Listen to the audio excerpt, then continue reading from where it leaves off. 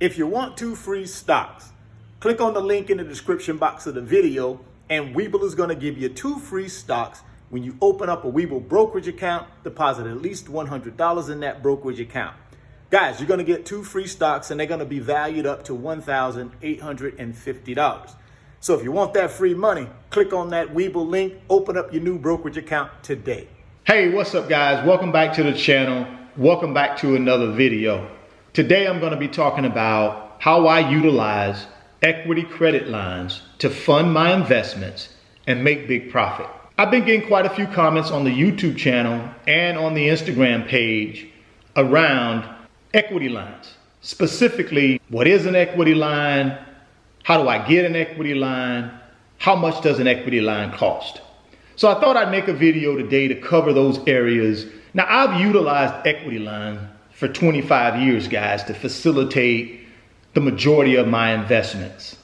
And it's been a wonderful tool to be able to use to borrow and pay back money over time. But let's answer the first question.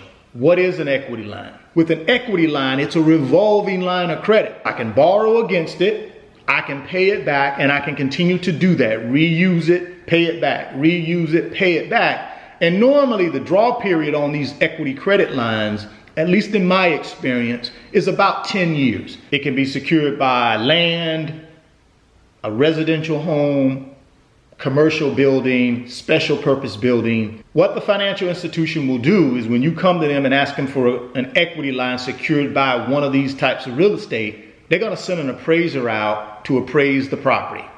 And that's called the appraised value. Once the financial institution knows the value of the property, then they're going to offer you what they call loan to value. They're going to offer you a loan amount based on the value. And normally that loan to value is going to be somewhere between 75 and 80% of the value. Let's use this as an example. We have a $100,000 value on the property.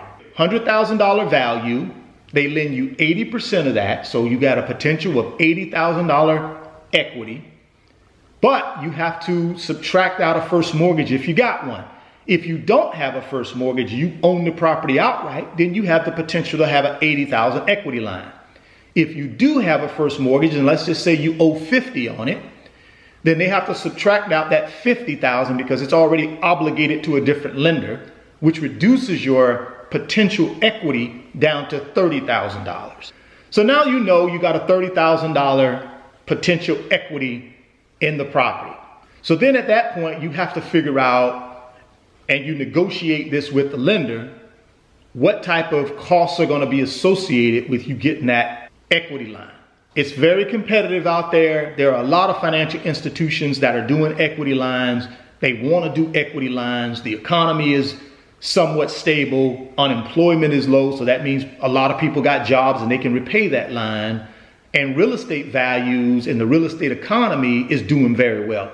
So a lot of lenders are motivated to do equity lines now. So you can certainly negotiate no closing costs. And in my case, I always negotiate no closing costs. What that means is that appraisal that the lender did to determine the value, I don't pay for that. In the state that I live in, you have to pay what they call documentary stamp tax. I don't pay that either. Or any other fees associated with me getting an equity credit line. The bank absorbed those costs because it's very competitive. I'm a good borrower. I got good credit. I got good cash flow. So I can pretty much go anywhere and get an equity line. And financial institutions know that. So they're in a position where they want to win your business. So they will negotiate things like no closing costs. You also will need to figure out the interest rate.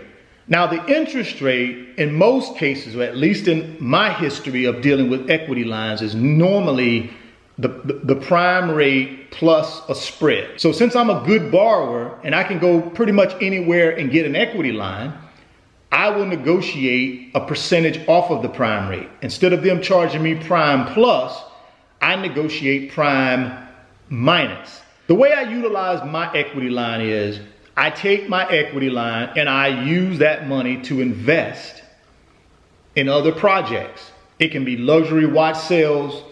So I can take a lump sum of money and buy 4 or 5 watches that I can then remarket for profit.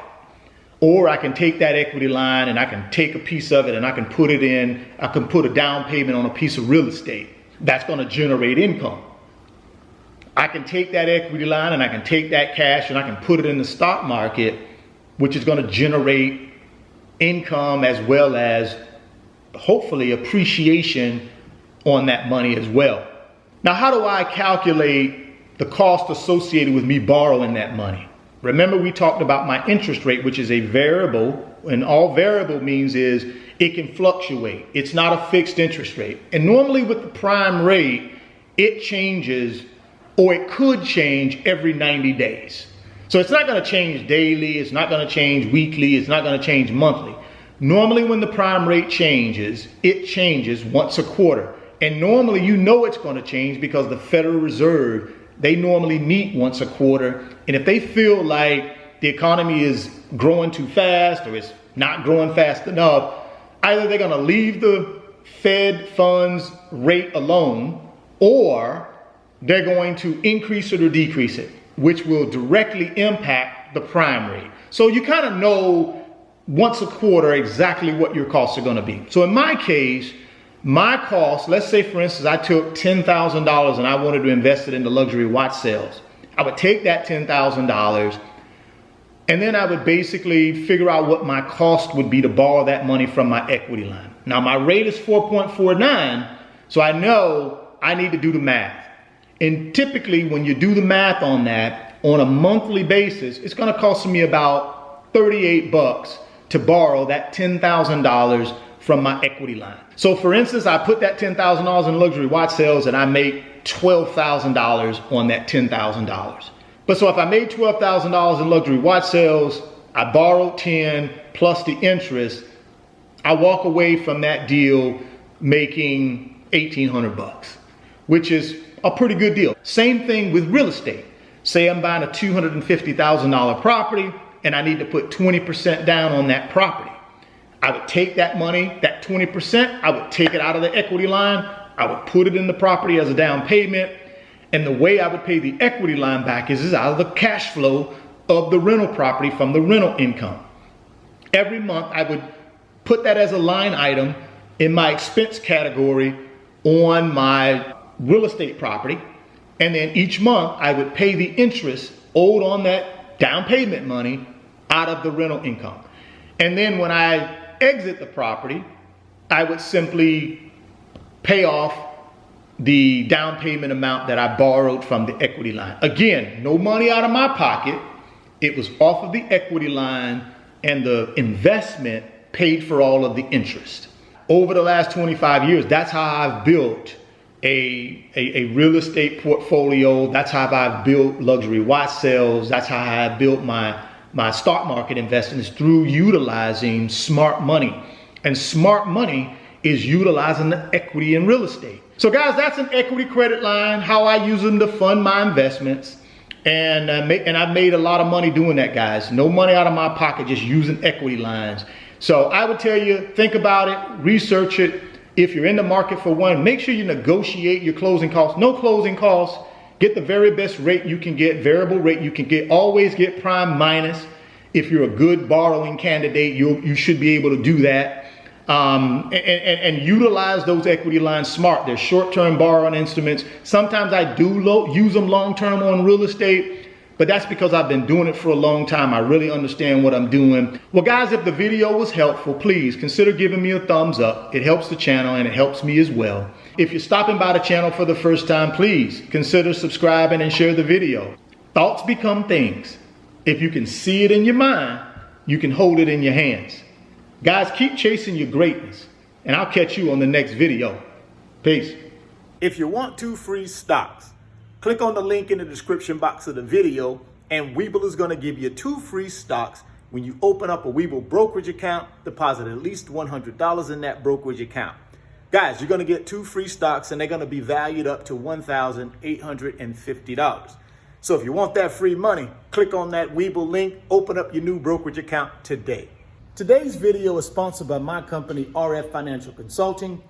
And in my company, I work with individuals just like you through financial mentoring and coaching sessions.